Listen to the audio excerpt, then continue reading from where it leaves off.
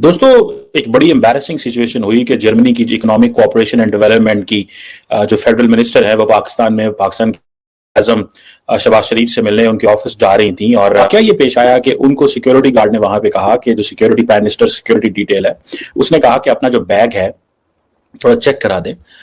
तो उन्होंने इस बात को पसंद नहीं किया और वो वापस जाने लगी। Thank you very much. Bye bye. Okay, we go.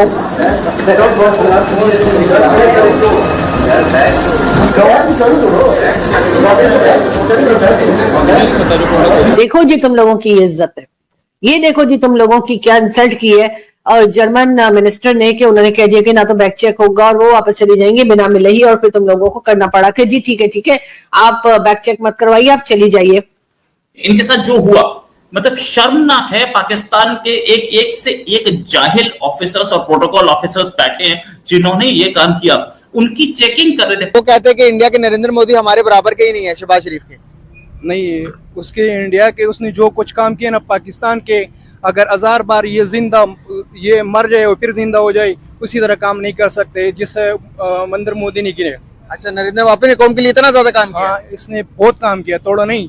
हम अपना मुल्क के लिए हम कोशिश कर रहे हैं, अपना मुल्क के लिए जो ना आवाज उठाए, लेकिन जो अच्छा करे उसको अच्छा बोल दे। सही बात, चाहे कोई भी हो। बिल्कुल, बड़ा दिल का सबूत है ये। बिल्कुल, ये कंट्री का कोई मिनिस्टर अगर गलती से रास्ता भूलकर पाकिस्तान आ जाए और वो चला जाए प्राइम मिनिस्टर शहबाज शरीफ साहब से मिलने, और अगर उन्हें ये कह दिया जाए कि जी आप हमें अपना बैग चेक करवाइए, सिक्योरिटी रीजंस की वजह से आप अपना बैग यहीं पे छोड़कर और फिर आप अंदर ऑफिस में जाइए, तो वो साफ मना कर देते हैं कि ना तो हम बैग चेक करवाएंगे और ना ही बैग को यहाँ छोड़ के अंदर जाएंगे। मिलना है मिलो, नहीं मिलना मत मिलो। अब जाहिर है कि जब ये मिनिस्टर साहिबा आ रही थी तो शहबाज शरीफ साहब ने इनसे कुछ इन्वेस्टमेंट की बात ही करनी होगी, शहबाज शरीफ साहब ने इनसे कुछ प्रोजेक्ट्स लगाने की बात करनी होगी और यही कहना होगा कि जी पाकिस्तान की मदद कीजिए, पाकिस्तान को आपकी मदद की जरूरत है। इसी किस्म के जो वो शहबाज शरीफ साहब के तो काफी वीडियो भी वायरल है जिसमें वो कहते हैं कि जी मैं आया तो हूँ लेकिन मैं मांगने नहीं आया, लेकिन आप लोगों को यही लगेगा कि शायद मैं मांगने आया हूँ। तो इसी किस्म की बातें शहबाज शरीफ साहब ने करनी होगी, लेकिन खैर वो ये बातें कर नहीं पाए और उसकी वजह भी यही मेरे ख्याल से समझी जा रही है कि क्योंकि बार बार हम यही कहा करते हैं तो इसलिए हमारी अब कोई इतनी रिस्पेक्ट रही नहीं है कि इनसे अगर मिल भी लिया तो उन्होंने पैसा ही मांगना है और पैसा वापस भी नहीं करना। लेकिन इनके साथ जो हुआ मतलब शर्मनाक है। पाकिस्तान के एक से एक जाहिल ऑफिसर्स और प्रोटोकॉल ऑफिसर्स बैठे हैं जिन्होंने ये काम किया। नमस्कार दोस्तों, आप देख रहे हैं इंडियन रिएक्ट 2.0 और मैं हूं आपका दोस्त सुशांत। अभी अपने क्लिप में देखा, जर्मन के जो मिनिस्टर थे भाई वो आए हुए थे पाकिस्तान, उनको मिलना था शहबाज शरीफ से। अब मसला क्या हो गया, उनका अपॉइंटमेंट रहा हुआ, ऐसे तो नहीं आते, छोटा मोटा बंदा है नहीं, लेकिन जो सिक्योरिटी पर्सन थे पीएम ऑफिस के उन्होंने उनको जाने नहीं दिए, बोले आपका बैग दिखाना पड़ेगा, आपके बैग चेक करने पड़ेगी, उसके बाद ही हम आपको अलाउ करेंगे मिलने के लिए।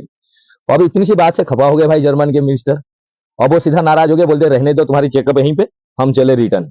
भाई वो रिटर्न चले गए और इस बात को लेकर इतनी बवाल हुआ है, पब्लिक और मीडिया इतनी बवाल मचा रखी है।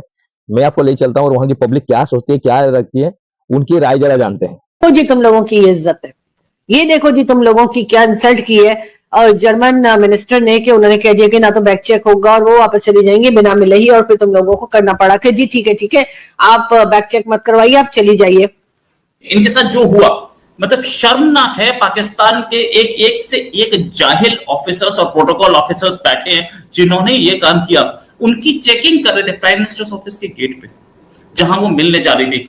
अब क्वेश्चन ये है कि बैग को सिक्योरिटी के वो जो गेट है वहां से निकालना मिनिस्टर साहबा ने अपनी तौहीन समझी कि यार हम इतने कमजोर मुल्क हैं, गरीब मुल्क हैं।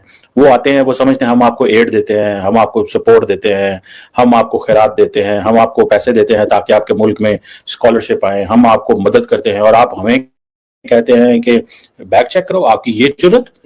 अब जाहिर है कि जब ये मिनिस्टर साहिबा आ रही थी तो शहबाज शरीफ साहब ने इनसे कुछ इन्वेस्टमेंट की बात ही करनी होगी, शहबाज शरीफ साहब ने इनसे कुछ प्रोजेक्ट्स लगाने की बात करनी होगी और यही कहना होगा कि जी पाकिस्तान की मदद कीजिए, पाकिस्तान को आपकी मदद की जरूरत है। आप मना कर देते हैं कि ना तो हम बैग चेक करवाएंगे और ना ही बैग को यहाँ छोड़ के अंदर जाएंगे। मिलना है मिलो, नहीं मिलना मत मिलो। आपने बुलाया उन्हें तब वो आई है, वरना तो वो आती ही नहीं।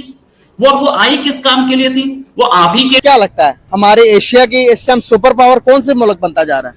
इंडिया बनता जा रहा है। सर ऐसी क्या चीजें कर रहा है वो कि दुनिया में बोलबाला उसका?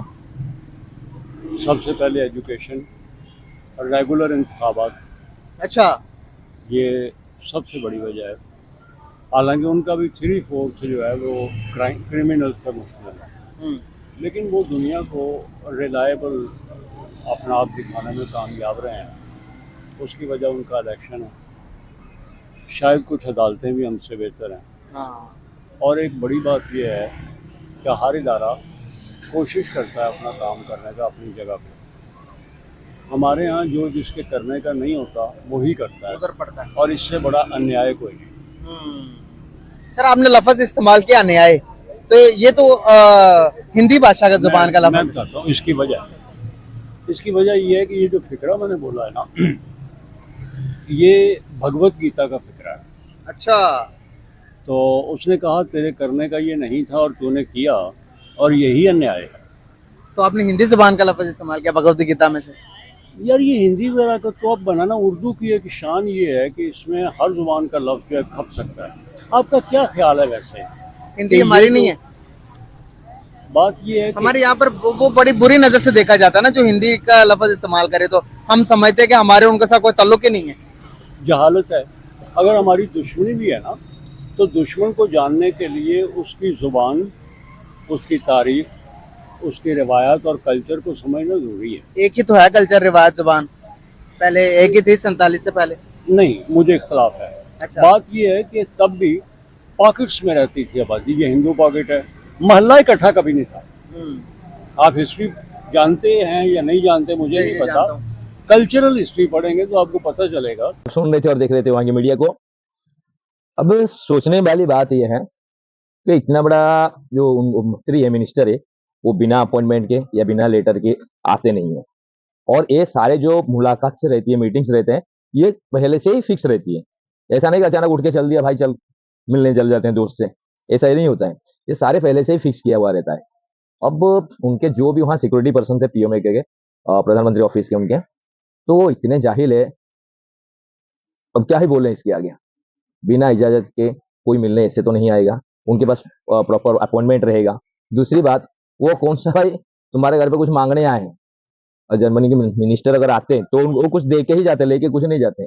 मांगना तो इनको था, लेकिन उल्टा गेम कर दिया लोगों ने। और खुद की तो हर वक्त जहां भी मौका मिलता है, उनका प्रधानमंत्री ऑफिस से लेके खुद प्राइम मिनिस्टर से लेके आम पब्लिक तक, जिसको जहां मिलता है मौका वहीं पे खुद की ही बेइज्जती करा लेते हैं। अभी अपने पब्लिक में देखा कि ये लोग हर चीज को, और इस चीज को भी इंडिया के साथ रिलेट कर लेते हैं भाई। इस पे भी कंपैरिजन चालू कर देते हैं। समझ में नहीं आता कि किस चीज का कंपैरिजन अभी बनता ही नहीं है, लेकिन ये सारी चीजें भी वो लोग कंपेयर कर लेते हैं कि अगर भारत में होता है, इंडिया में ऐसा नहीं होता है, वैसा होता है, हमारे देश में ऐसा होता है, वैसा नहीं होता है। ये तो समझ के ही बाहर है। ठीक है, आज की वीडियो में बस इतना ही। मैं मिलूंगा आपको नेक्स्ट वीडियो में किसी एक नए मुद्दे के साथ। जब तक अपना ध्यान रखिए। जय हिंद।